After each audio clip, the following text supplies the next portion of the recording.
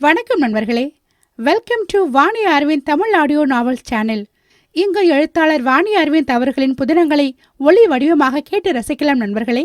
இன்னைக்கு நம்ம கேட்க போற கதை விழிகள் தேடும் பூங்கவிதை. கதையின் குரலாய் உங்கள் ஆர்ஜே ஜானு. நீங்க நம்ம சேனலுக்கு ஃபர்ஸ்ட் டைம் வரீங்கன்னா நம்ம சேனல்ல லைக் பண்ணுங்க, உங்க ஃப்ரெண்ட்ஸ் அண்ட் ஃபேமிலிக்கு ஷேர் பண்ணுங்க.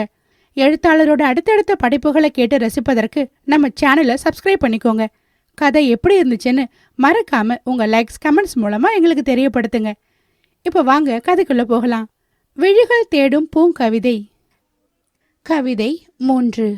அடுத்து சிந்திக்க முடியாமல் சிந்தை இழந்து நின்றாள். என் நிலைமை யாருக்கிட்டையும் சொல்ல முடியாம தவிக்கிறேன்.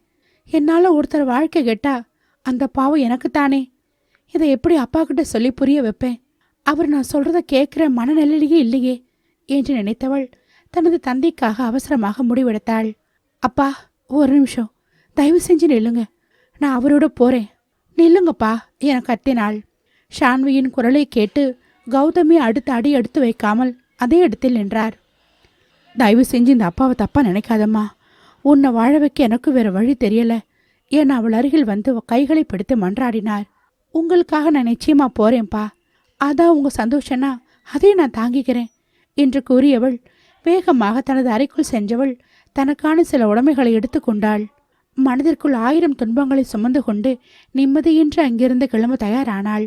மாப்பிள்ள, நம்ம வீட்டில இருந்து கூட்டிட்டு போக யாராவது வருவாங்களா என்று வனிதா கேட்டுக்கொண்டிருக்கும் போதே அவர்களின் வீட்டின் முன்பு பிளாக் கலர் கார் ஒன்று வந்து நின்றது.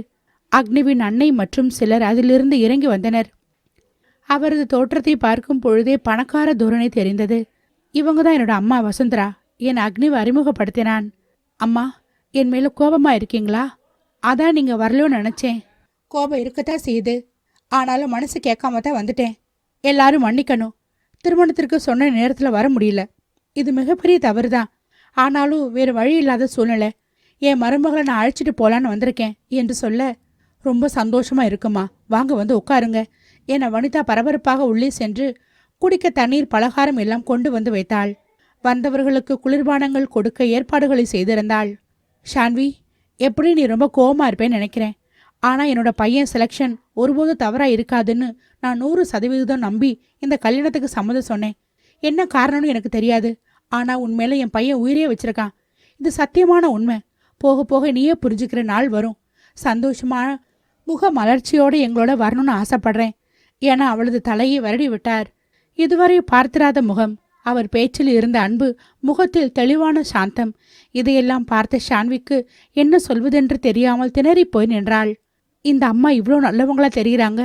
இந்த அக்னி மட்டும் ஏன் இவ்வளோ முரட்டுத்தனமா இருக்கான்? இவன் நல்லவனா கெட்டவனானே புரிஞ்சுக்க முடியலையே.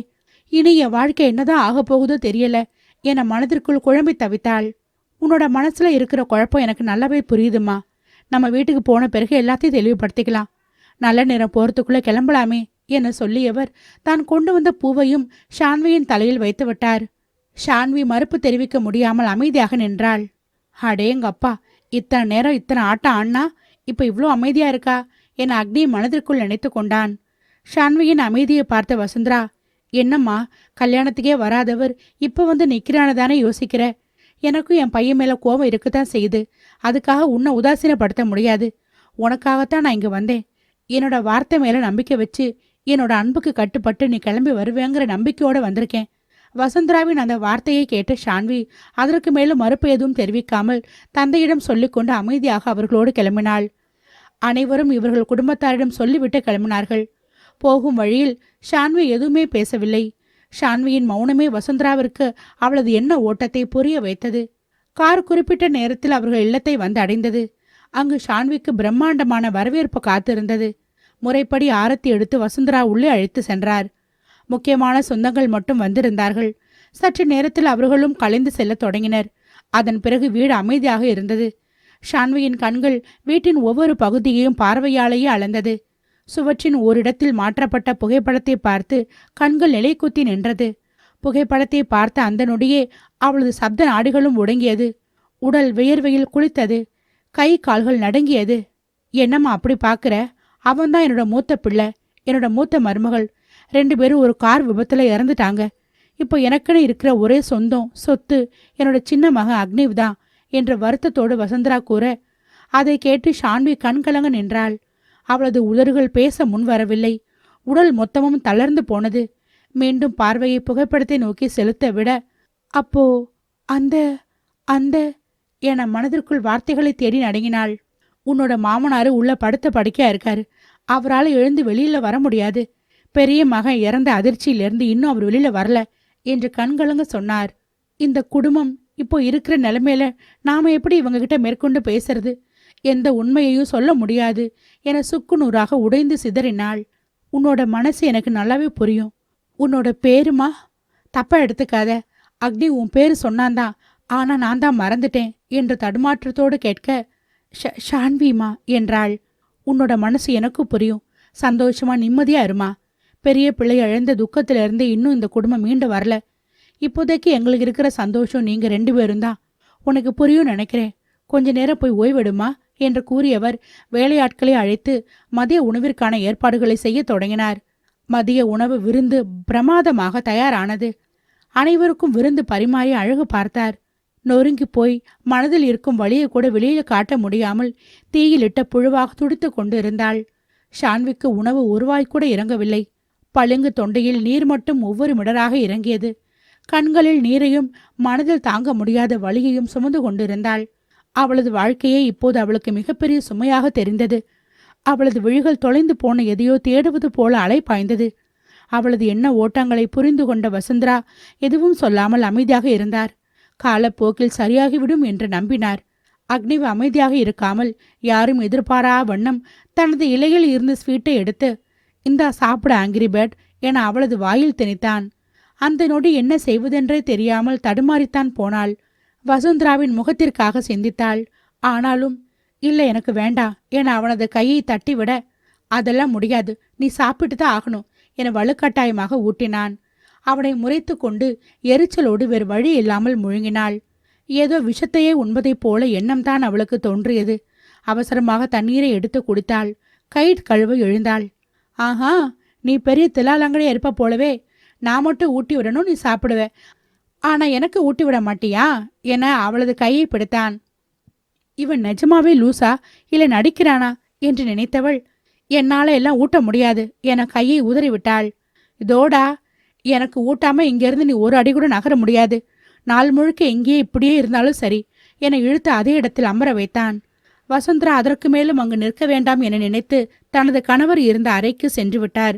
அக்னிவின் பாட்டி கண்ணம்மா அங்கு வர, பெராண்டி, பொண்ணு அம்சமா இருக்கா, நம்ம குடும்பத்துக்கு ஏத்த பொண்ணாதான் பிடிச்சிட்டு வந்திருக்க என நெட்டி முறைக்க, உங்களுக்கு பிடிச்சிருந்தா ரொம்ப ஹாப்பி தான் பாட்டி, எனக்கு ஊட்டி விட மாட்டேங்கிறா, கொஞ்சம் என்னன்னு கேளுங்களேன் என கொஞ்சலோடு சொல்ல, என்னம்மா புது பொண்ணு, வந்தது வராதுமா என் பேரனை கஷ்டப்படுத்துற, ஒரு வாய் ஊட்டி விட்டா என்ன குறைஞ்சா போயிடுவ என பழிப்ப காட்ட, இது உங்க குடும்பம் மொத்தமும் லூசு தான் போல, லூசு கழுவி என்று நினைத்து கொண்டு சிலை என அமர்ந்திருந்தாள்.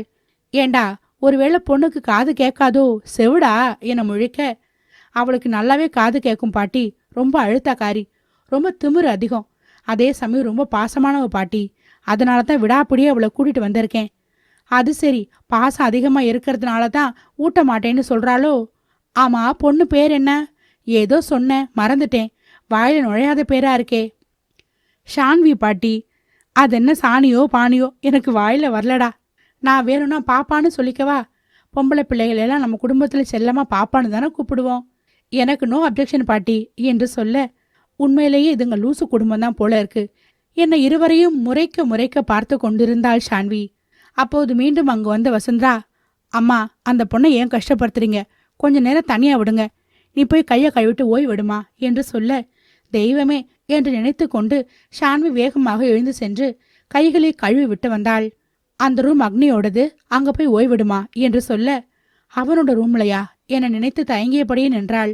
இனிமே அதான் உன்னோட ரூம், உன்னோட உடைமைகளை எல்லாம் எடுத்துட்டு போய் அங்க வச்சுக்கோ என்று சொல்ல, இவன் தனியா சிக்கட்டும், அதுக்கு மேல இவனுக்கு இருக்கு என்று நினைத்து கொண்டுதான் தான் வந்திருந்த உடைமைகள் அனைத்தையும் அந்த அறைக்கு எடுத்துக்கொண்டு சென்று வைத்தாள்.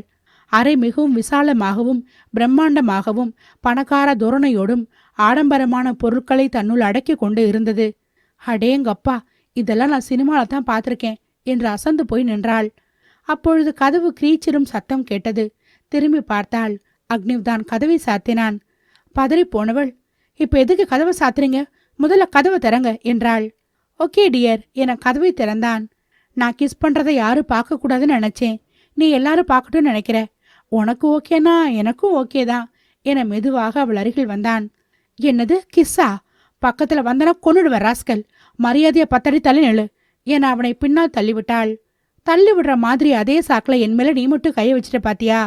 இவ்வளோ ஆசையை வச்சுக்கிட்டா என் மேல இவ்வளோ வெறுப்ப கொட்டுற என மீண்டும் அருகில் நெருங்கினான். உன் மேல ஆசையில ஒரு மண்ணு இல்ல. என்னோட சூழ்நிலை தெரியாம இப்படி அசிங்கமா நடந்துக்காத. ஒழுங்கா நீயா தள்ளி போறியா இல்ல நான் சத்தம் போட்டு கத்தவா என்றாள். நீ எப்படி கத்த முடியும்? அதுக்கு வாய்ப்பே இல்லையா ஆங்கிரி பேர்ட் என சொல்லிக்கொண்டே அவள் அருகில் நெருங்கி அவள் தன்வசம் இழுத்தான்.